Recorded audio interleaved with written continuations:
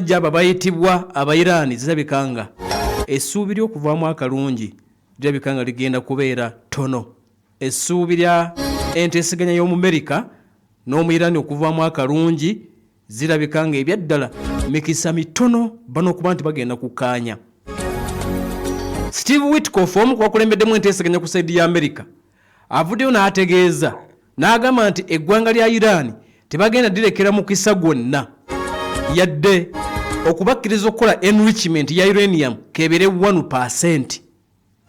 Yebagambye America egambye please tetugenda bakkiriza kukola oba kusigaza uranium nga mumwongeddeko omutindo banga mumwenrichinze even 1% tetugenda kibakkiriza ekyo mukyerabire.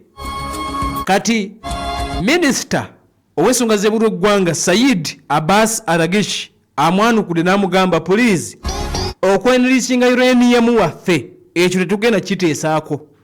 Bayirani bage sebo tukutegeeza fe Iran tetugenda kukiteesaako yadde. Temugenda kutuboggolera, temugenda kutusalirawo byonna okuteesa tuteesa naye. Otandika otya gwani bamubuuzizza Witkoff oyogera ngani? Lino ssaza lya Amerika lino ggwanga tugenda kuba naffe tusalawo. Kati bannanga Amerika n'Abayiraani bano kirabika gye binaggwera tebajja kubeera mu ddiba limu. Tebajja kubeera mu ddiba limu. Kati jjukira nti endagaano ya 2015 yabalekerawo ko gaapu okwenrichinga uranium eri eya Obama. Trump najja n'agijjawo ng'afuuse omukulembeze wa Amerika. Kati endagaano gye baagala okuteekamu mu Iran, Omuyirani bamugamba tetukulekera gaapu yonna kwenrichinga uranium kubanga kasita okikola oba osobola okufuna bomu. Abayirani bamugambye nti sebo osaaga tetugenda ekyo kukikkiriza. Ate bo boogererawo badifayinza bagenda nti tetugenda kukikkiriza. Kakati bano okukkaanya ababiri kiyinza okuba nga tekijja kusoboka.